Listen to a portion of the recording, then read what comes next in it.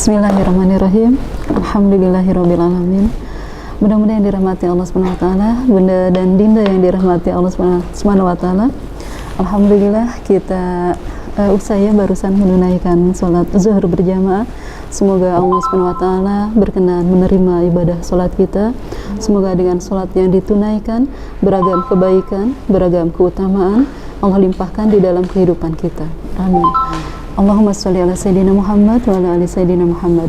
Mudah-mudahan disayangi Allah Subhanahu wa taala. Insyaallah kita coba lanjut kembali tadi ya bahasan kita tentang positive feeling ya.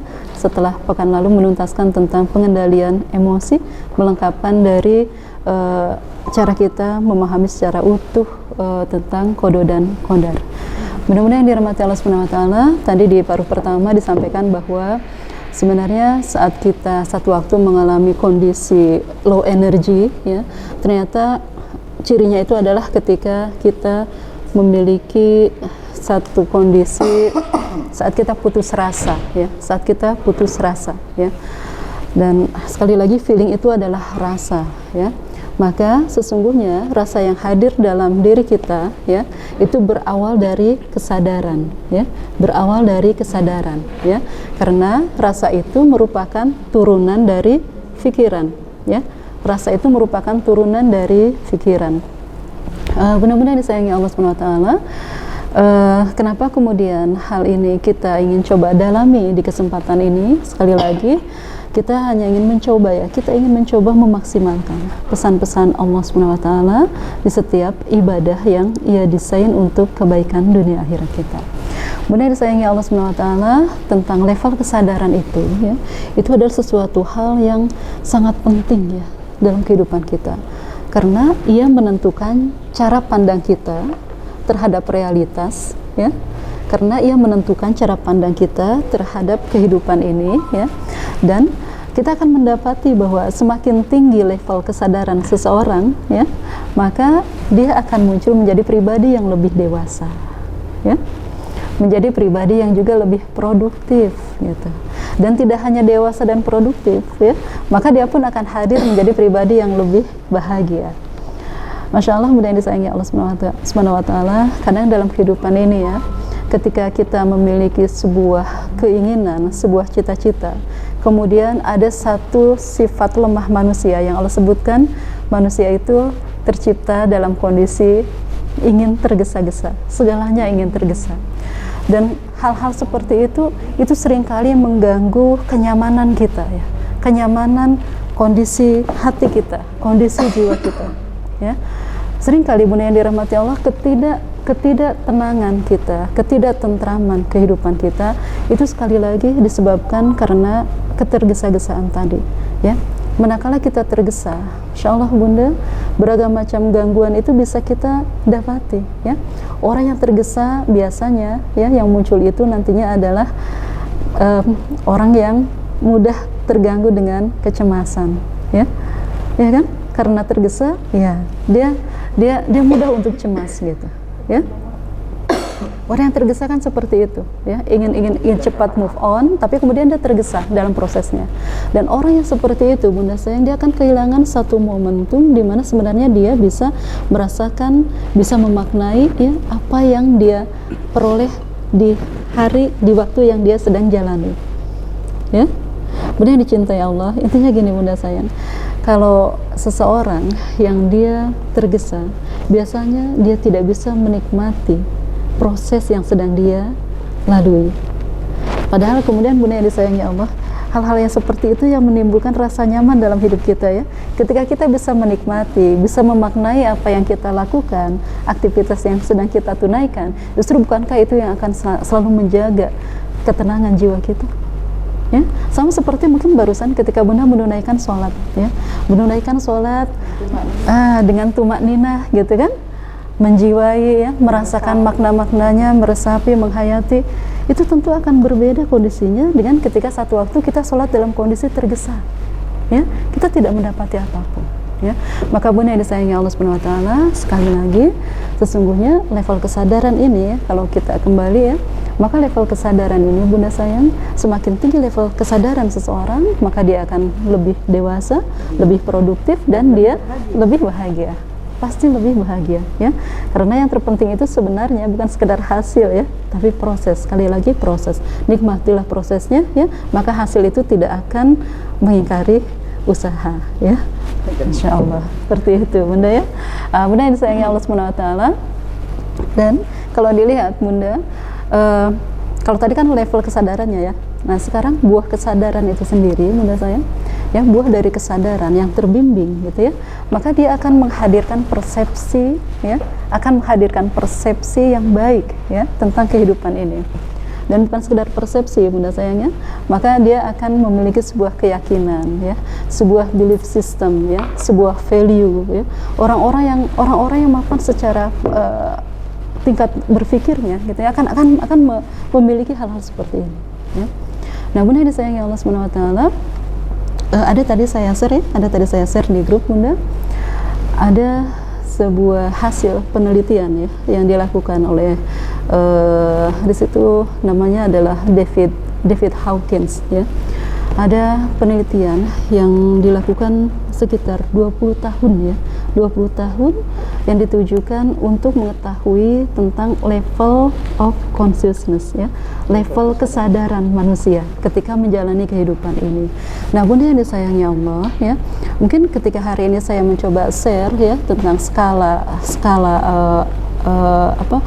level of consciousness ini ya, ini sebenarnya ini fungsinya hanya sebatas map saja, tetapi nanti pendekatan kita tetap kita melalui pendekatan tauhid ya, tetap kita mempelajari hal ini ya, mengamalkan hal ini satu waktu dengan pendekatan zikir kepada Allah Subhanahu wa taala ya. Karena sekali lagi sesungguhnya ilmu itu semuanya itu saling tersambung ya. Hikmah itu kata Rasulullah itu adalah milik kaum muslimin ya. Maka dimanapun engkau menjumpainya, maka engkau lebih berhak untuk memilikinya ya. Walaupun kemudian sekali lagi kita belajar dari skala pemikiran yang dihasilkan dari penelitiannya Dr. Hawkins ya. Baik Bunda yang disayangi Allah Subhanahu wa taala. Nah, kalau kita melihat Bunda level of consciousness ini ya, ini kan ada di grup ya Bunda, saya sudah share. Silahkan. Iya, jadi Bunda yang disayangi Allah ya, di sini beliau membuat sebuah skala ya, dengan skala tingkat kesadaran itu mulai dari 0 sampai 1000 ya, dari 0 sampai 1000. Insya Allah ya, tingkat kesadaran ya, skala tentang tingkat kesadaran. Insya Allah. Bunda yang disayangi Allah, kalau dilihat di dalam skala yang saya share itu, kita akan mendapati ya, beliau mengkategorikan kalau skalanya itu 0 sampai 200 ya, 0 sampai 200, beliau mengistilahkan itu sebagai force ya, force. Nanti kita melihat, jadi skala ini kalau 0 sampai 200 ya, beliau mengatakan itu adalah force ya. Nah, tetapi kalau nanti di atas 200 ke atas ya, beliau mengatakan itu sebagai power ya, power ya. Jadi Bunda yang disayangi Allah Subhanahu wa taala, kalau dengan bahasa kita ya, force itu bisa diistilahkan dengan energi yang menunjukkan sempit dada ya, kondisi yang sempit dada, energi rendah gitu ya, energi rendah ya, sempit dada. Nah, Bunda yang disayangi Allah Subhanahu wa taala, dan untuk energi yang sempit dada ini kan ini ada beberapa ya, ada beberapa kondisi kesadaran manusia ya. Masya Allah, pokoknya kalau kita lihat dari yang 20 ya, ini mulai poin 20 sampai ke 200 ya, sampai ke 200 beliau mengatakan ini sebagai sesuatu yang dikenal dengan force ya, force, atau mungkin bahasa kita seperti tadi sempit dada, energi negatif ya, getaran rendah. Namun yang disayangi Allah, ketika seseorang berada pada level energi seperti ini, apa yang akan terjadi dalam kehidupannya ya?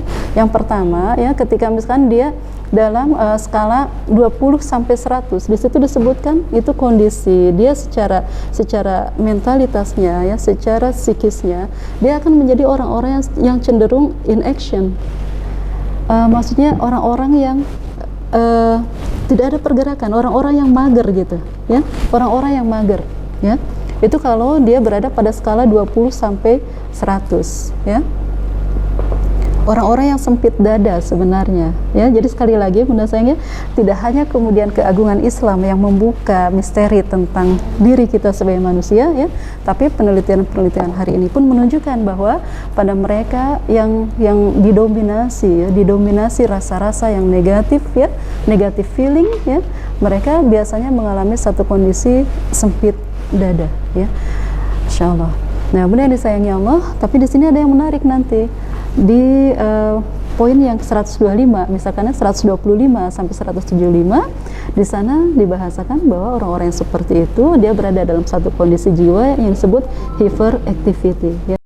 Hyperactivity.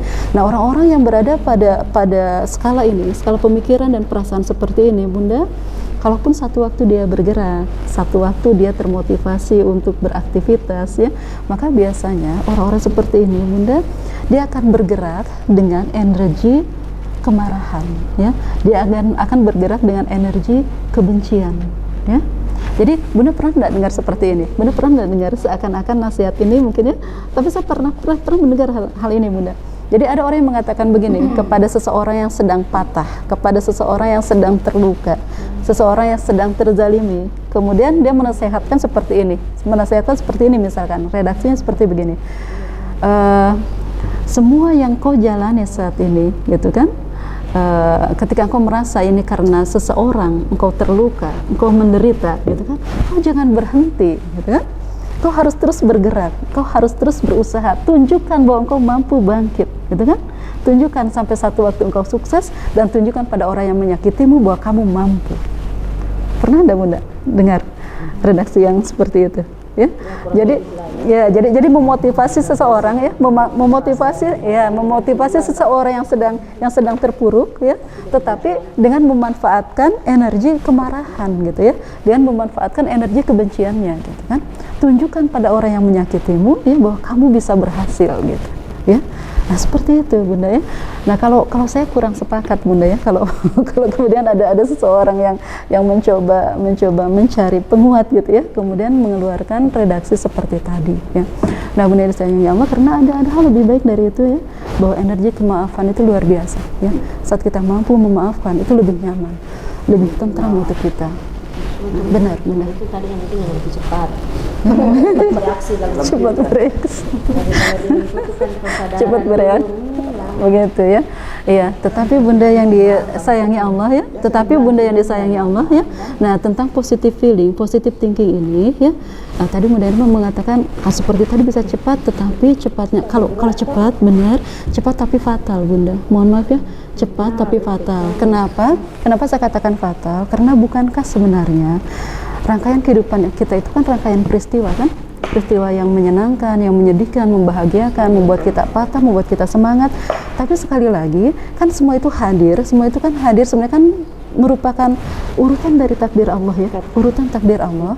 Nah, kemudian bunda sayang, kita jadi gini, bunda, kenapa pembahasan rasa ini penting? Kenapa pembahasan tentang cara kita berpikir ini penting? Karena justru inilah yang merupakan respon kita, kan? Ini respon kita terhadap sesuatu yang kita jalani. Dan respon itu semua, bunda sayang, semestinya pesan Allah membuat engkau lebih dekat dengan aku. Tetapi manakala kita menjauh dari Allah, itu kan ujung jauh kehidupan kita itu, kita satu waktu akan berjumpa dengan ajal dalam hidup kita, kan?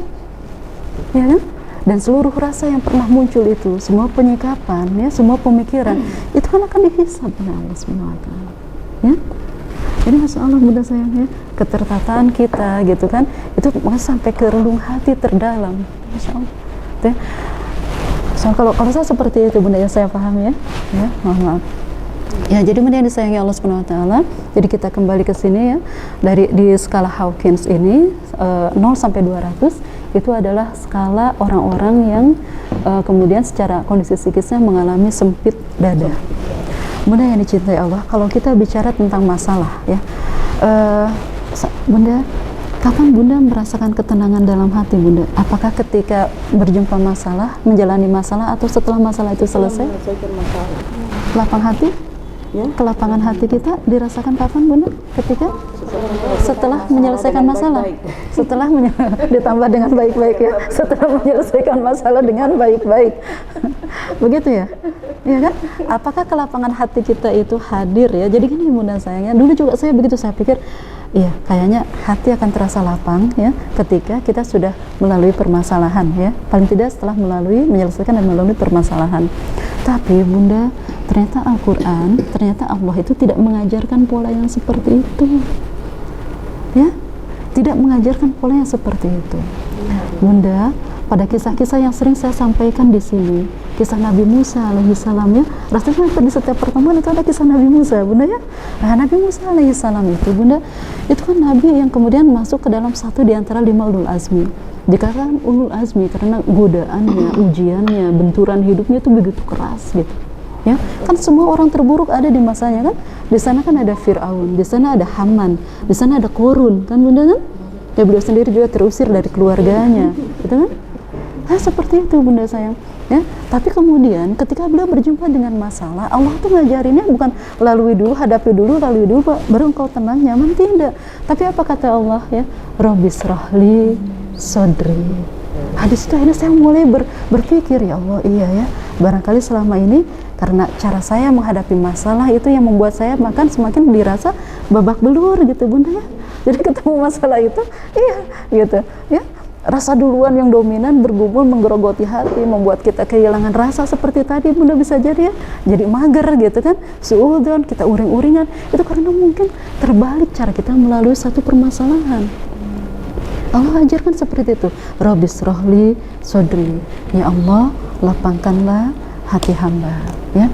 Kembali ke materi-materi yang lalu bunda, ketemu kita dengan masalah, kata Allah, orang yang mendapatkan rahmat dari Allah, orang-orang mendapatkan jalan keluar dari Allah, petunjuk dari Allah adalah mereka yang mampu menerima kan.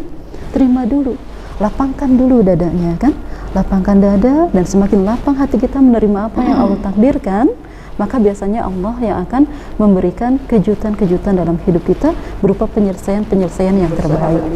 Begini bunda, jadi ini mungkin mempertegas yang dari yang lalu-lalu bahwa sebenarnya resep kita ketika kita bertemu dengan masalah ya, kata Allah itu yang pertama mohon dulu dilapangkan dada kita ya, dilapangkan dada kita, kita mampu menerima ya, kita mampu menerima, memaknai tentu saja ya yang lalu sudah disampaikan, dan pada puncaknya kan kita menjadi orang-orang yang diharapkan oleh Allah mampu menikmati masalah. Nah, kalau sudah bisa menikmati masalah, ini yang dikatakan Rabbisrahli sodri ini sudah kita terlampaui itu ya. Dan kalau Rabbisrahli sodri itu sudah betul-betul menjadi karakter kita bunda ya, maka Allah memberikan janji setelah itu apa coba bunda? Apa setelah itu? Setelah Rabbisrahli sodri, doanya apa? Wa yassirli amri. Jadi bunda sayangnya, jadi ketika kita melapangkan hati, apa kata Allah, apa janji Allah ya, maka kata Allah, aku menjamin ya, aku akan selalu mudahkan urusan-urusan engkau. Jadi bukan pada urusan itu saja yang sedang kita hadapi, semua urusan akan Allah mudahkan gitu. Tetapi syaratnya itu lapangkan dada engkau, lapangkan hati engkau. Termasuk melapangkan hati itu bunda ya, termasuk melapangkan hati itu adalah ketika kemudian satu waktu kita mampu, saat kita misalkan mengadukan rasa sakit kita kepada Allah ya, tetapi kemudian kita tidak menyertakan orang yang menyakiti kita untuk kita adukan kepada Allah. Jadi silakan adukan rasa sakitnya, tapi orang yang menyakiti kita jangan kita bawa dalam doa kita untuk diadukan kepada Allah Subhanahu wa taala. Karena ketika kita menyertakan orang itu ya, hadir dalam pikiran kita, dalam rasa kita ya, apalagi dengan doa-doa yang tidak berharap kebaikan bunda sayangnya, itu pada dasarnya itu hanya akan memperluas spektrum keresahan kita ya, spektrum kesulitan kita. Jadi sadari pada pintasnya, jalan pintasnya bahwa apa yang terjadi ya, hal-hal yang kemudian dimunculkan oleh orang-orang sekitar kita yang membuat kita tidak nyaman, sekali lagi sadari sebenarnya semua itu hadir dengan izin Allah Subhanahu wa taala, terjadi dengan perkenan Allah Subhanahu wa taala, dan yang mesti kita tahu juga bunda, satu waktu hisab itu Allah tidak akan menanyakan kepada diri kita apa yang orang lain lakukan pada kita. Tidak, ya. Tidak. Kayak misalkan perlakuan orang lain terhadap kita. Allah tidak akan menanyakan perlakuan orang lain terhadap kita. Hati-hati ya. Saat hisab itu kita tidak akan ditanya, misalkan gini, atau misalkan suami istri misalkan sedang ada masalah ya. menjalani kehidupan di dunia ini ya dengan segala episodenya gitu ya. Nah kemudian ketika nanti dihisab itu seorang istri kan tidak akan ditanya oleh Allah bagaimana suamimu kepadamu. Iya, tidak. Iya, tidak akan ditanya. Benar, termasuk ketika kita pun terluka oleh teman kita, oleh sahabat kita, Allah tidak akan bertanya gitu. Temanmu yang mana gitu. Tidak. Ya, kamu menyakiti orang ini. Nah, benar Bunda sayang. Nah, benar. Jadi Bunda sayangnya dan memang nanti itu hisab di sisi Allah itu memang akan seperti itu. Ya, kan seperti itu. Ketika kita misalkan dalam berkeluarga atau berteman ya, kita tidak akan ditanyakan teman tak berbuat apa sama kita, tidak. Tetapi Allah akan bertanya pada kita saat teman engkau melakukan hal itu padamu, apa yang kamu lakukan pada dia? Tuh, ya. Jadi Bunda dicintai Allah, karenanya memang saya katakan saat kita merasa tersakiti, terzalimi, jangan bawa yang lain gitu dalam pikiran kita, apalagi sampai mengganggu perasaan kita. Kita fokus kepada Allah, ya Allah, semua ini terjadi dengan izin Engkau, ya Allah bimbing hamba, ya agar hamba bisa menjawab hal-hal ini dengan terbaik. Dan itu dicontohkan oleh Rasul. Rasul itu Bunda disakiti oleh siapapun, pernah ada Rasul mendoakan keburukan? Ya, Rasul itu dilukai, ya, dibully habis-habisan, ya, dihina habis-habisan. Rasul itu tidak mendoakan keburukan, tidak, gitu ya. Sampai kemudian misalkan Bunda sayangnya sampai dalam banyak kisah misalkan Bunda ketika Rasul pun ya terluka di dalam perang Uhud, ya. Itu kan dalam sebuah riwayat disebutkan sampai Rasul itu kemudian menadah darahnya kan, menadah tetesan darahnya supaya tidak kena bumi gitu, tidak menyentuh ke tanah gitu ya. Kenapa? Karena malaikat Jibril sudah mengabarkan jika sampai hal itu terjadi ya maka Allah akan menurunkan azab untuk orang yang menyakiti Rasulullah. Sedangkan Rasul itu adalah orang yang paling Allah katakan ya sifat Rasulullah SAW di dalam surah ke-9 ayat 127 ya. Masya Allah, kalau ingat kalimat-kalimat itu ya Allah, laqad ja'akum rasulun min anfusikum azizun 'alaikum ma haritsun alaikum bil mu'minina raufur rahim. Ya, Rasul itu adalah orang yang penuh kasih Bunda, ya. Sifat kasih saking kasihnya Rasulullah itu Bunda, kalau kita misalkan punya kesulitan sampai level 70, Rasul itu merasakannya sampai level 80. Merasakan lebih sulit dari kita. Sayangnya Rasul kepada kita Bunda, ya. Dan saya selalu berpikir ujung jauh kita berharap ya Allah ya mudah-mudahan kita termasuk ke dalam umat Rasulullah SAW ya. Tetapi sekali lagi umat Rasulullah itu selain dia memperbanyak sholawat ya, poin penting kenapa dia memperbanyak sholawat intinya bukan sekedar menyebut ya, bukan sekedar mengirimkan sholawat, tetapi bagaimana kemudian kita bisa meneladani Rasulullah SAW. Jangan sampai Bunda sayangnya di dalam salah satu ayat surah 25 misalkan nanti akan ada orang-orang ya yang saking menyesalnya dia tidak termasuk kepada golongan Rasulullah SAW, bukan lagi mereka menggigit-gigit jari tangannya ya menunjukkan penyesalannya, tapi digigit itu sampai ke ini ya, sampai ke sikutnya gitu, saking nyesalnya gitu. Ya Allah gitu ya, kenapa saya tidak bisa bersabar dulu di dunia? Ya Allah, kenapa kemudian saya tidak berhasil menjadi bagian dari umat Rasulullah SAW. Jadi Rasulullah itu Bunda, begitu Rasul disakiti ya, Rasul dilukai kan, Rasul itu datang kepada Allah berdoa kan, mengadukan kelemahan dirinya ya. Ya Allah gitu kan, ya ketika beliau terluka pulang dari Taif itu kan, ketika dilukai di Taif itu kemudian beliau sempat istirahat di sebuah kebun ya. Di situ kemudian beliau menadahkan kedua tangannya gitu ya. Saya kalau ingat kisah itu ya Allah ya, dengan air mata bercucuran gitu ya, bahkan darah juga mungkin ya. Ada sebagian tubuh beliau yang terluka, beliau mengangkat kedua tangannya, tapi Masya Allah beliau tidak mengatakan ya Allah ya, misalnya apalagi menyalahkan Allah, misalnya tidak, tetapi beliau mengatakan pada Allah, ya Allah, gitu kan, inilah hamba Engkau, mengadukan segala kelemahan kepada Engkau. Jadi Bunda, kalau kita ya, kalau kita kembali ya kepada bimbingan Allah ya, dalam proses perjalanan hidup kita semua, sesungguhnya kita berharap pada Allah ya, seiring bertambahnya waktu yang Allah berikan ya, seiring bertambahnya pengetahuan, maka kan harapan kita pun juga menjadi harapan Allah dan Rasulnya ya, bahwa bukankah di setiap majelis yang kita tunaikan ini, bahwa kalau majelis ini benar seperti yang Allah dan Rasulnya ajarkan, maka kan ada dua hal yang Allah titipkan. Yang pertama, dalam majelis ilmu yang Allah ridhoi itu, maka yang pertama yang perlu bertambah adalah keimanan kita ya, keimanan kita. Yang keduanya adalah pengetahuan kita, gitu, ya. Keimanan dan pengetahuan, ya. Keimanan dan pengetahuan itu kalau betul-betul itu tersampaikan pada jiwa kita, maka itu akan memberikan dampak perubahan yang sangat besar, ya. Coba Bunda melihat, Bunda, ya. Kalau dalam sejarah misalkan ketika Rasulullah hijrah ke Yasrib, ya. Awalnya kan Yasrib sebelum jadi Madinah, ya. Itu beliau butuh waktu berapa lama sih untuk mengubah satu negeri yang tadinya terbelakang menjadi negeri yang berperadaban, sampai kemudian Yasrib itu berubah namanya menjadi Madinah Al-Munawwarah? Apakah puluhan tahun? Apakah ratusan tahun? Tidak, kan? Tidak. Bahkan mengubah seseorang yang kemudian tersentuh dengan bimbingan Allah, itu kadang mungkin butuh waktu yang sangat singkat. Umar bin Khattab, Bunda, bagaimana beliau berubah? Nah, ini saya belum pelajari ya kedalaman kalimat ayat itu, ya. Tetapi Umar bin Khattab itu berubah dari pribadi yang sangat keras, kasar, yang tadinya memusuhi Rasulullah, gitu kan, berkali-kali juga mencoba ingin membunuh Rasulullah, tapi begitu sampai kepada beliau sebuah lembaran dari kitab suci Al-Quran, cuma satu ayat, Toha, ya, cuma kalimat Toha, gitu kan. Bahkan ada dalam riwayat lain disebutkan ma'anzalna ilaikum. Ada yang hafal ayatnya?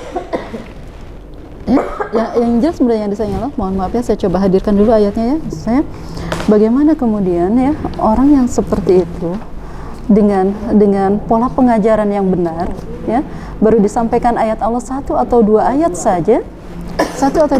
saja itu sudah mengubah kepribadian 180 derajat, gitu, ya. Toha ma anzalna alaikal qur'ana litasqa, kata Allah, ya. Sampai Allah menyebutkan, tidaklah aku menurunkan Al-Quran ini, kalau dengan bahasa kita, untuk membuat engkau menjadi susah, ya Umar, gitu, ya. Bahkan dengan bahasa yang lain, dengan redaksi lain, mungkin kita bisa katakan seperti ini, sesungguhnya aku menurunkan Al-Quran ini, ya Umar, ya, sesungguhnya aku hanya menginginkan engkau bahagia, ya. Dan kalimat itu begitu menyentuh rasa Umar paling dalam, gitu, ya. Dan setelah itu kan berubah semuanya. Nah, sekali lagi, Bunda yang disayangi Allah, betapa indah sebenarnya jika kemudian tadi, ya, seiring bergulirnya waktu, bertambahnya usia, bertambahnya pengetahuan, ya, maka kemudian kita pun menjadi semakin indah secara akhlak kita, ya. Karena sesungguhnya adin itu, Bunda, rangkaian adin itu yang harus dipahami oleh kita. Tidaklah adin itu hanya berbincang tentang ketauhidan, ya. Tidaklah adin itu berbicara tentang ibadah, ya. Tetapi tauhid dan ibadah itu justru nanti harus membuahkan akhlak dalam bermuamalah, ya. Jadi kebenaran, kayak misalnya gini, kebenaran sholatnya seseorang, ya, itu kan tidak hanya baiknya dia dengan Allah, kan? Bahkan kata Allah, ya, orang yang benar sholatnya, aku jaga, kata Allah, dari dua hal, ya, tanha anil fahsa wal munkar, ya. Apa itu fahsa? Fahsa itu kan hal-hal yang bersumber dari syahwat, ya, dari syahwat perut ke bawah, ya. Nah, sedangkan kalau mungkar itu sesuatu yang diingkari juga oleh jiwa kita. Kayak misalnya diingkari dengan jiwa kita tuh kayak misalnya membunuh, ya, merampok, ya, mencuri, itu kan diingkari. Nah, tadi fahsa juga termasuk. Jadi Bunda, fahsa itu termasuk kita berkata buruk, gitu, ya, berkata buruk. Jadi intinya gini, Bunda, tapi saya juga mengalami pergolakan seperti tadi Bunda katakan, ya, ada rasa tidak ingin ketemu dengan seseorang, atau mungkin rasa tersakiti, rasa terzalimi, bahkan mungkin pernah juga satu waktu saya doa ingin dibalaskan oleh Allah, gitu, ya. Nah, Bunda yang disayangi Allah, ternyata kemudian satu waktu saya disadarkan, ya, dengan nasihat seorang ustazah, ya, yang saya dengar saat itu. Beliau mengatakan begini, saat engkau mengadukan seseorang kepada Allah, gitu, ya, atau mungkin kita mengatakan gini, iyalah di dunia kita bebas, gitu, tapi lihat nanti di akhirat, ya, lihat nanti di akhirat. Nah, kemudian nasihat ustazah itu kepada saya, beliau mengatakan begini, apakah engkau yakin, ya, apakah Ian yakin, ya, ini di akhirat itu lebih mulia dari orang itu, ya? Apakah Ian yakin, gitu, bisa nyeret dia ke dalam neraka, gitu, ya, sementara Ian sendiri kondisinya belum jelas di sisi Allah, gitu. Nah, ternyata ketika kalimat itu disampaikan, ya, ada yang rasa malu sangat luar biasa, ya, merasa, ya Allah, gitu kan, itu kan berarti kan ada rasa kita seakan surga itu sudah jadi milik kita bebas, gitu, ya, menuntut orang untuk kemudian kita masukkan ke dalam nerakanya Allah, padahal kita sendiri pun belum jelas kita berada di mana, ya. Jadi mudah yang dirahmati Allah, sekali lagi Rasul itu tidak mencontohkan seperti itu. Rasulullah justru mencontohkan kepada kita seperti apapun disakiti, dilukai, maka yang beliau doakan adalah kebaikan demi kebaikan, ya. Bahkan ketika dirasa memang begitu mengganggu, begitu menyakiti jiwanya, ya, menyakiti jiwanya, begitu menyakiti jiwanya, kan yang diadukan kepada Allah itu justru luka hatinya itu, Bunda, ya, luka hatinya yang membuat beliau merasa sangat berduka gitu. Beliau kan mengatakan begini, ya Allah gitu kan, hamba adukan kelemahan diri hamba, ya. Ya, seperti itu, ya. Ketika sesuatu peristiwa itu sampai meninggalkan luka dalam jiwa, berarti kan ada sesuatu hal yang harus dibenahi gitu kan, ya. Memperbaiki cara kita menerima, kan. Itu kan sebenarnya, Bunda. Jadi benar yang disayangi Allah. Orang itu semakin bertambah pengetahuannya, semakin bertambah keimanannya, dia akan semakin sibuk dengan dirinya. Ya. Dia tidak akan lagi berpikir orang lain karena dia tahu bahwa dia juga tidak akan dimintai pertanggungjawabannya oleh Allah, ya, dari apa-apa yang dilakukan orang-orang di sekitarnya. Tidak, ya. Tapi manakala kita terluka, maka kembali kita kepada Al-Quran dan Sunnah Rasulullah Sallallahu Alaihi Wasallam, ya. Tidaklah pada setiap luka, kan Allah tuh mengatakan begini kan, saat orang terluka, Bunda, ya, justru bedanya orang beriman dan tidak beriman. Kata Allah ya, kalau orang beriman itu ketika menghadapi satu peristiwa yang pahit dan menyedihkan, dia itu, kata Allah, wa tarjuna minallahi ma la yarjun, ya. Jadi orang yang beriman itu selalu mampu berharap kepada Allah di saat orang lain itu sudah tidak punya harapan, ya. Seperti itu, harap terus kepada Allah.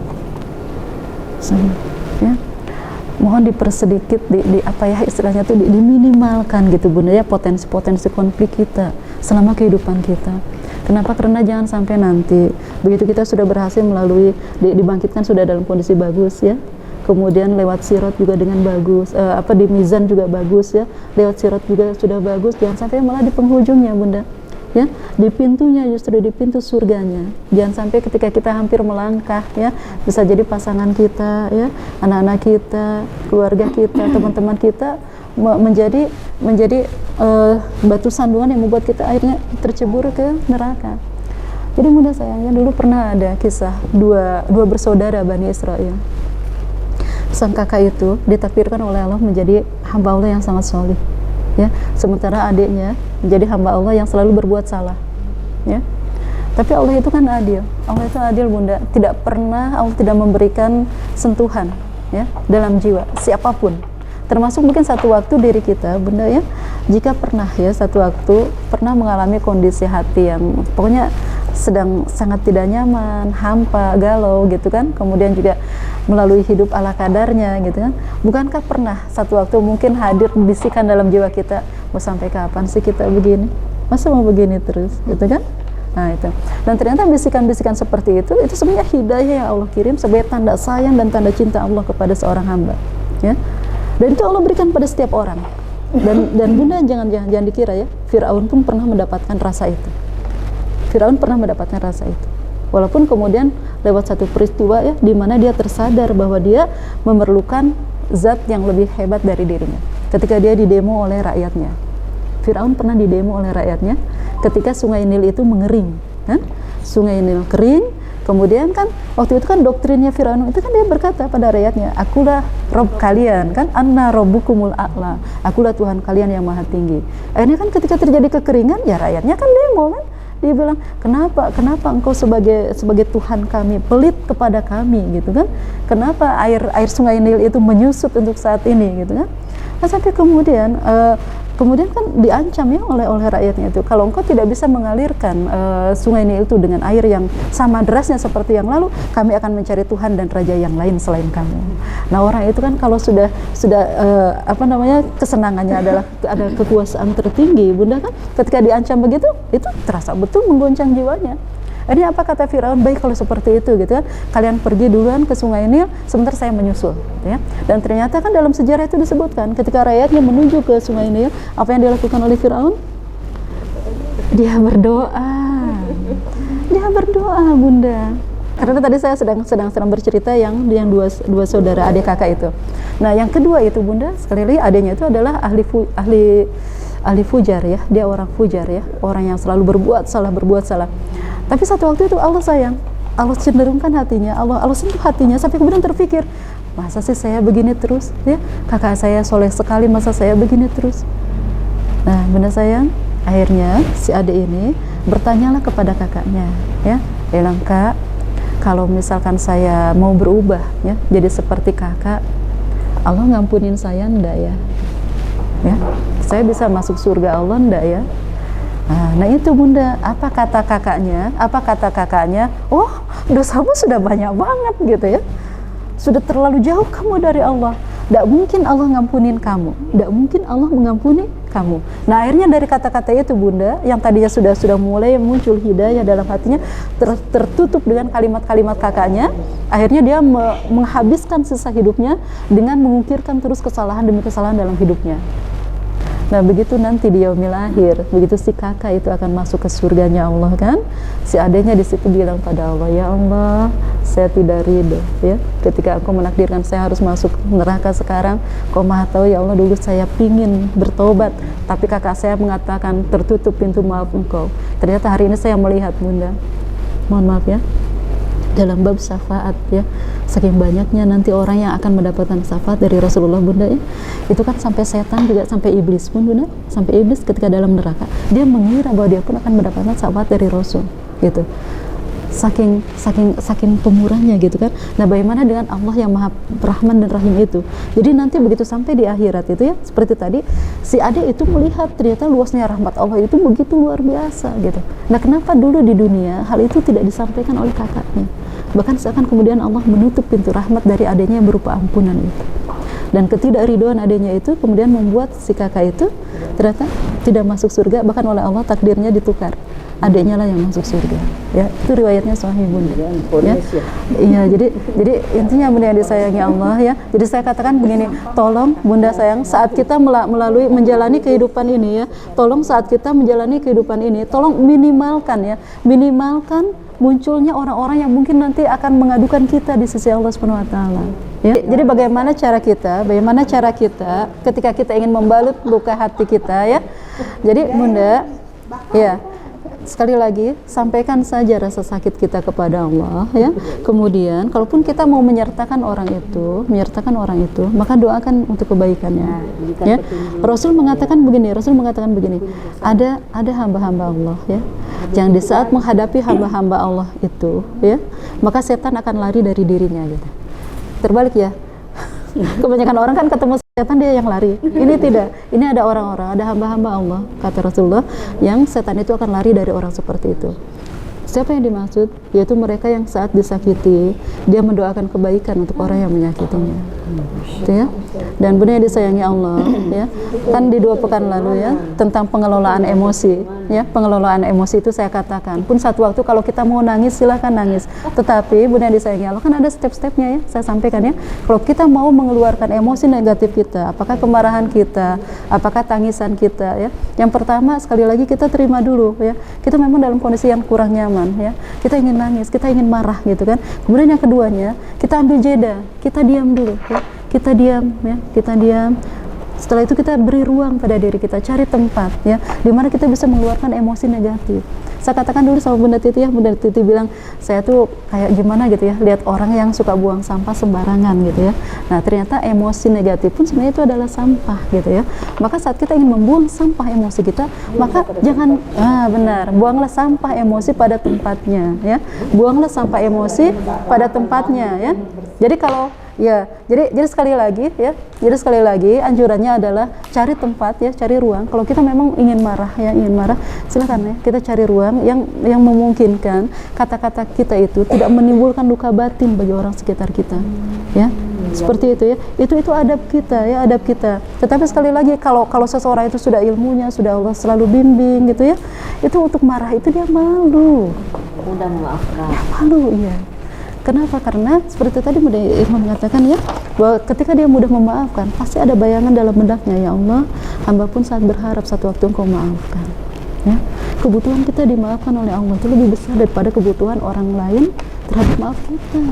Nah, jadi Bunda yang disayangi Allah ya, kalau kita sebenarnya kembali kepada frame pengajaran Rasulullah ya, Bunda Irma ya. Jadi sekali lagi juga tidak dibiarkan, tapi dibimbing sekali lagi. Tapi bagaimana cara Allah dan Rasulnya membimbing kita? Maka Bunda yang dicintai Allah, sebenarnya kurikulum kehidupan ini itu Allah sudah siratkan ya di hadis arba'in yang kedua, Bunda Irma. Hadis arba'in yang kedua ya. Hadis arba'in yang kedua itu isinya tentang apa sih? Tentang apa? Hadis arba'in yang kedua? Bunda itu ya. Tentang apa? Islam. Baik. Baik. Jadi hadis-hadis kedua ini juga Masya Allah menasainya banyak sekali, syarat sekali dengan bimbingan untuk kita. Nah, jadi di hadis yang kedua itu ya, di hadis yang kedua itu kan itu diawali dengan hadirnya seseorang ya, seorang lelaki yang dia secara tampilan itu begitu memikat ya, begitu memikat. Kenapa? Karena dia itu menggunakan pakaian putih ya, sangat putih bersih gitu ya. Bahkan kemudian rambutnya hitam dan sangat hitam ya, hitam dan sangat hitam, sementara bajunya putih dan sangat bersih gitu. Dan ada kalimat ya, la yura alaihi safaro atsaro safar ya, dan tidak nampak ada bekas-bekas perjalanan gitu ya orang ini. Jadi seakan kayak orang baru selesai mandi, selesai dandan, terus ketemu Rasul. Berarti kan harusnya kan orang dekat dong kalau begitu ya, bukan orang dari jauh. Tetapi kata para sahabat, kok kami tidak mengenal dia gitu ya. Ya, dari penampilan kayak orang dekat gitu kan, orang dari ruang sebelah masuk ke sini gitu ya, dan penampilan terbaiknya kan tidak kena angin, tidak kena debu gitu kan, bersih semuanya. Tapi kata Umar, kami kok tidak mengenal dia gitu ya, siapa dia gitu. Nah itu sebenarnya Bunda itu bimbingan dari Allah. Jadi kalau Bunda satu waktu akan berjalan ke satu tempat untuk menuntut ilmu ya, maka pesan pertamanya mohon jadikan ya perjalanan kita menuntut ilmu itu menjadi satu prioritas utama. Jadi menuntut ilmu itu bukan nyambi. Apalagi misalnya mengatakan nanti janjian ya ketemu di sana sambil taklim, misalkan gitu, sambil taklim. Nah itu sudah sesuatu yang dikoreksi sebenarnya dari hadis itu. Iya, jadi diutamakan dulu ya. Insya Allah nanti kita ya, artinya kita fokus dulu ke taklimnya, mudah-mudahan Allah mempertemukan misalkan ya setelah itu. Nah, benar yang disayangi Allah. Nah, kemudian kan pembicaraan di antara keduanya itu Islam, iman ya, baru ihsan ya. Jadi benar yang disayangi Allah. Kenapa kemudian dialog itu oleh Allah itu diizinkan terjadi? Itu sebenarnya sedang mengajarkan pada kita kalau kita ingin mengubah siapapun, kan Rasulullah itu kan ya, luar biasa itu kan perubahan yang dilakukan Rasul ya, dari izin Allah ya, dari yang tadinya umat jahiliyah menjadi khairu umat yang terbaik. Apa yang dilakukan step-stepnya seperti itu. Ternyata ajarkan dulu tentang Islam. Apa itu Islam? Dalam hadis yang lainnya disebutkan Islam itu apa? Islam itu rukun Islam itu rukun Islam itu apa saja? Syahadat, kemudian sholat, terus zakat, puasa ya, dan haji ya. Jadi Bunda sayang sebenarnya begini, ternyata untuk mengubah pribadi seseorang atau mengubah satu kaum bahkan, maka semestinya pengajaran itu diawali dengan memahamkan tentang keislamannya ya. Keislaman, kalau kata Sayyid Sabiq, beliau mengatakan rukun Islam itu isinya itu terbagi menjadi dua. Pertama akidah, kedua ibadah. Akidahnya itu dalam syahadatnya kan, asyhadu alla ilaha illallah wa asyhadu anna muhammadar rasulullah. Kemudian yang empatnya itu adalah ibadah, rangkaian ibadah. Ya, rangkaian ibadah kan, salat, puasa, haji ya, kemudian zakatnya, zakat, haji ya. Itu adalah ibadah. Nah, ternyata Bunda sayang ya, karena begini, kalau misalkan kita menjadi hamba Allah yang kita kenal Allah saja, Bunda Irma ya, kan ada kisah itu kan, ada kisah seorang penggembala di masanya Umar yang kemudian dia mengembalakan kambing begitu banyak ya, mengembalakan binatang ternaknya itu dengan begitu banyak. Nah, kemudian kan Umar ingin menguji kan, nah ini kan jauh gitu dari keramaian, kan cuma dia dengan saya gitu kan, coba penggembala itu dengan saya ingin tahu kejujuran dia. Akhirnya kata Umar, cobalah gitu kan, kau jual itu satu untuk saya gitu kan. Terus orang itu mengatakan, anak itu mengatakan, tidak bisa gitu ya, tidak bisa wahai bapak. Dia bilang, kenapa? Ini bukan punya saya ya, ini punya Tuhan saya. Terus kata Umar, bukankah Tuhan engkau tidak ada di sini gitu kan? Atau bilang aja lah gitu, bilang aja yang satu dimakan serigala, kan Tuhan engkau tidak tahu gitu.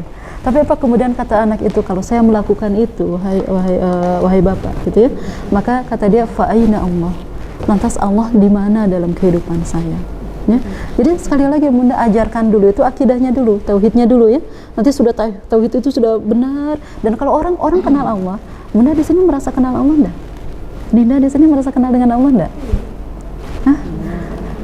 Merasa kenal? Merasa kenal nggak? Merasa. Bunda atau merasanya dihilangkan? Bunda dengan Dinda di sini kenal dengan Allah tidak? Putus rasa, diputus rasanya. Baik, kenal? Sudah 15 tahun. Masa di Islam. Baik, apa ciri orang mengenal Allah? Ciri orang mengenal Allah. Nah, jadi gini Bunda sayang ya, ciri orang mengenal Allah itu ketika kita tahu Allah itu Maha melihat ya. Ketika dia tahu Allah itu Maha melihat, dia akan selalu berpikir berulang kali ketika dia akan melakukan hal yang Allah tidak suka. Ya, ketika dia sadar Allah itu Maha menyaksikan, ya, dia akan malu berulang kali, ya, merasa malu dan berpikir berulang kali untuk merekayasa sesuatu hal.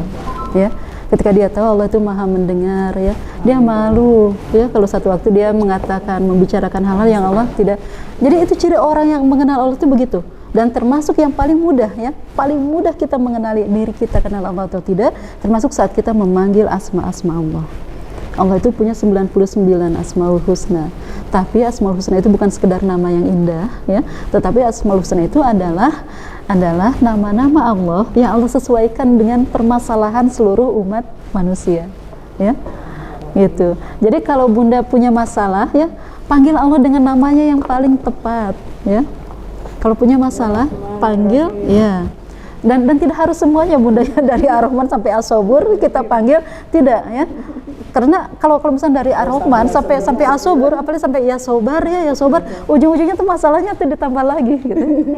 Karena kesabaran itu akan bersisian dengan, iya, akan diuji lagi, ya. Kayak misalkan gini, oh Bunda Irma, kalau misalkan tadi Bunda, baik Bunda, ya, kalau tadi mungkin bisa jadi Bunda ketika ada doa ingin dihindarkan dari seseorang, ya, kita bisa menggunakan asma Allah Bunda. Ada asma Allah, ya Qahar, ya, ya Qahar, ya Jabar, ya Qahar, ya Jabar. Itu kan Masya Allah, ya Qahar, ya Jabar, itu memohon kepada Allah perlindungan, ya, perlindungan dari siapapun yang akan memberikan mudarat dan rasa sakit dalam kehidupan kita. Kita panggil ya Allah, ya Qahar, ya Allah, ya Jabar, ya. Kau Maha tahu gitu bahwa hamba sekarang dalam himpitan, ancaman gitu, ya, tanpa harus menyebutkan orangnya. Karena kadang ketika kita nyebut orang, mungkin bisa jadi potensi yang lebih banyak itu sebenarnya terbuka untuk kita gitu, ya. Ada untuk kita gitu. Makanya kita memintanya yang umum kepada Allah, ya Qahar, ya Jabar gitu kan, lindungi hamba dari segala ancaman, ya, lindungi hamba dari segala mara bahaya gitu. Itu bisa seperti itu, panggil namanya, ya. Jadi bawa doa itu pada perspektif yang jauh lebih luas. Karena kadang persangkaan kita, kadang prediksi kita hanya orang itu saja, tetapi Allah kan Maha tahu sebenarnya dari mana sumber-sumber mudarat itu. Maka kita bukakan, ya. Termasuk saat kita minta kebaikan, lapangkan, jangan meminta A saja gitu kan. Jangan meminta hanya A saja misalkan gitu kan. Tapi terbuka kita untuk semua kebaikan. Ikutnya. Lapangkan hati. Jagalah hati. Jadi begini Bunda sayangnya. Jadi aturan Islam tuh, aturan mainnya Islam tuh gini Bunda. Kalau misalkan kalau kita berbicara tentang rasa terima kasih kita pada Allah, ya, rasa cukup kita kepada Allah, atau mungkin dengan bahasa agamanya itu adalah qanaah misalkan, ya, kita qanaah, ya, merasa cukup dengan pemberian Allah, itu sifatnya pada sesuatu yang nikmat yang terberikan gitu, ya. Tetapi kalau berkaitan dengan kualitas diri, ya, tentang kemampuan diri, itu bukan sesuatu yang harus disabari, tetapi itu sesuatu yang harus disyukuri dengan cara meningkatkan terus, ya, mengembangkan terus, ya, pengembangan diri gitu kan, peningkatan kualitas diri, itu yang harus dilakukan, bukan dengan kesabaran, sabar aja terusnya berada pada level itu, tidak Bunda, ya. Ya Alim, ya Alim, ya Alim, ya, iya, ya Rafi'ud Darajah misalkan, ya Alim, ya Rafi'ud Darajah, ya, wahai Allah yang memiliki pengetahuan, wahai Allah yang mengangkat derajat hambanya gitu kan, mohon ya Allah gitu kan, hadirkan pengetahuan yang bermanfaat, mohon angkat derajat kami gitu kan, mohon angkat derajatnya begitu, ya, kalau kita mendoakan seseorang. Nah itu tadi jadi saya katakan, ya Rafi'ud Darajah, ya Rafi'ud Darajah. Bahkan ada doa yang sampai kepada hikmah itu nanti, ya, kalau Ali bin Abi Thalib itu ada doanya yang sampai kepada hikmah. Jadi bukan lagi pada percepatan pengetahuan biasa, tapi langsung kepada level hikmah. Jadi Bunda sayang, jadi sekali lagi ya Bunda Irma, kalau kita ingin mengubah diri kita atau mengubah suatu kaum, itu sebenarnya di situ kuncinya Bunda, ya, pada akidahnya, ya, pada pengenalan dia dengan Allah, pada kemampuan dia mengikuti sunnah Rasulnya. Kalau orang sudah nyunah itu Masya Allah, dia akan menemukan banyak sekali hal-hal yang orang lain mungkin belum terpikir, dia sudah akan sampai ke sana. Kemudian bunda sayangnya setelah itu perbaiki ibadah-ibadahnya. Kalau ibadah-ibadahnya itu baik, ujungnya nanti itu akan menghadirkan akhlak yang indah. Kalau sudah akhlak yang indah, Rasul kan mengatakan begini, tidaklah aku diutus ya, wa ma bu'istu illa liutamima makarima akhlak. Aku ini tidak dihadirkan ke dunia ini oleh Allah. Aku tidak akan diutus menjadi nabi gitu ya, menjadi rasul, kecuali hanya satu hal saja kata Rasulullah, untuk memperindah akhlak manusia gitu. Masya Allah. Dan penghuni-penghuni surga itu kata Rasulullah, takwa itu hanya dua hal. Takwa itu adalah takwa Allah. Agama itu hanyalah dua hal ya, takwa Allah wa husnul khuluq. Ya, jadi agama itu adalah engkau bertakwa kepada Allah dan engkau memiliki akhlak yang baik. Dan termasuk akhlak yang baik itu tadi bunda sayang ya, pada kemampuan kita memiliki positive feeling. Kita kembali ke sini sebelum ditutup ya bunda ya. Jadi positive feeling itu bunda sayang, kalau kembali lagi ya ke skala yang tadi, kalau skala 0 sampai 200 itu adalah skala sempit dada ya, sempit dada. Jadi ada apa-apa sudah langsung gelisah, ada apa-apa sudah langsung reaktif ya. Tetapi kalau 200 ke atas ya, 200 ke atas itu adalah skala orang-orang yang lapang dada. Ya, skala orang-orang yang lapang dada. Bunda saya mungkin bacakan saja dulu ya poin-poinnya ya. Seperti apa sih warna-warna rasa orang-orang yang berada pada skala sempit dada ya. Kalau sempit dada itu bunda sayang ya, sempit dada itu dia berada pada kondisi emosi dominannya itu adalah yang pertama adalah sem ya, di situ ada ya sem apa itu bacanya sem ya. Rasa malu ya, rasa malu malu yang bagaimana, malu yang tidak pada tempatnya ya, malu yang tidak pada tempatnya. Mungkin nanti di pertemuan yang akan datang kita coba perdalam lagi ya, rasa malu yang tidak pada tempatnya, yang nanti itu akan mengantarkan pemilik rasa malu yang tidak pada tempatnya itu pada sifat, pada rasa lemah, rasa rendah diri, rasa tidak berharga gitu ya. Bahkan mungkin pada ujungnya dia bisa saja membenci dirinya sendiri ya. Hati-hati ya. Nah, itu banyak di zaman sekarang itu bunda, justru zaman semakin maju kesehatan mental semakin hancur ya. Zaman sekarang itu semakin banyak masalah. Nah, kemudian bunda sayang di situ ada lengkap dengan solusi-solusinya ya. Itu yang pertama bunda sayang. Kemudian yang kedua adalah rasa bersalah yang terlalu berlebihan juga, sehingga kemudian dia tenggelam dalam penyesalan ya, tidak bisa memaafkan diri sendiri atas kesalahan yang lalu. Bahkan kemudian dia memiliki tendensi untuk destruktif, merusak dirinya ya. Dan ininya ironisnya ya, orang yang punya rasa bersalah yang sangat berlebihan itu dia tidak kunjung mau bergerak juga untuk berbenah, untuk memperbaiki dirinya gitu. Jadi hanya bergumul dengan rasa bersalahnya, sehingga pada puncaknya orang ini akan mudah jatuh kepada putus asa. Kalau sudah putus asa, kenapa putus asa itu dosa terbesar? Karena orang kalau sudah putus asa dari Allah, dia tidak akan pernah mau kembali kepada Allah ya.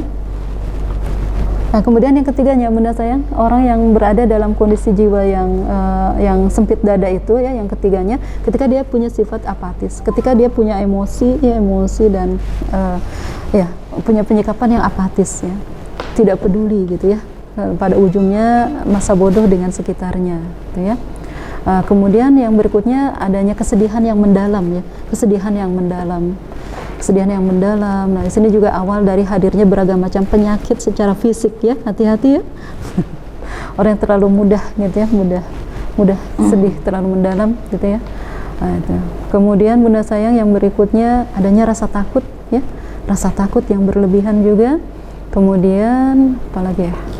Yang terakhir itu desire, obsesi yang menggerakkan tapi bukan untuk Allah ya, lebih kepada obsesi duniawi. Karena dorongan duniawi ya. Nah, ini semua ini mudah sekali menghancurkan seseorang ya. Dan cirinya gini bunda sayang, kalau tadi yang di level-level ini dengan emosi-emosi negatif tadi, pikiran-pikiran negatifnya, dia itu secara penampakannya ya, secara pergaulannya, dan kemudian mungkin redaksi yang sering terungkap, itu bisa jadi mereka adalah orang-orang yang SOSKS. Apa itu SOSKS? SOSKS itu gini bunda, ketika dia menghadapi sesuatu, menjalani sesuatu yang terpikir itu dan yang terucapan ya, semua orang salah kecuali saya. Jadi saya begini karena dia, saya begini karena itu ya, saya begini karena seperti itu bunda, lebih ke orang lain ya, SOSKS gitu ya, semua orang salah kecuali saya gitu ya. Iya, dan dia lebih sering memposisikan diri sebagai korban, ya, sebagai korban. Baik, ya, jadi Bunda sayang, nanti mudah dikenali. Dan di materi yang saya sudah share sebenarnya di situ sudah ada ya, termasuk ilajnya, solusinya sudah ada Bunda. Kalau Bunda mau berkenan Bunda nanti baca dulu di rumah. Ya, baik Bunda yang disayangi Allah, Masya Allah ya, waktu sudah lewat barangkali Bunda, ya. Mungkin itu sementara yang saya sampaikan. Semoga Allah membimbing kita Bunda sayangnya. Semoga Allah senantiasa memperbaiki diri kita, menjadikan kita semakin hari semakin baik ya, menjadikan kita berlimpah dengan hidayah Allah ya, dan tidak sekedar hidayah tetapi kemudian Allah melengkapkan kita dengan taufiknya, diringankan kita untuk mengamalkan apa-apa yang Allah sudah sampaikan dalam bimbingan-bimbingannya dan menjadi insan yang lebih baik dari hari ke hari. Baik Bunda sayang, alhaqumi rabbik falatakunanna minal mumtarin. Mohon maaf lahir dan batin. Assalamualaikum warahmatullahi wabarakatuh.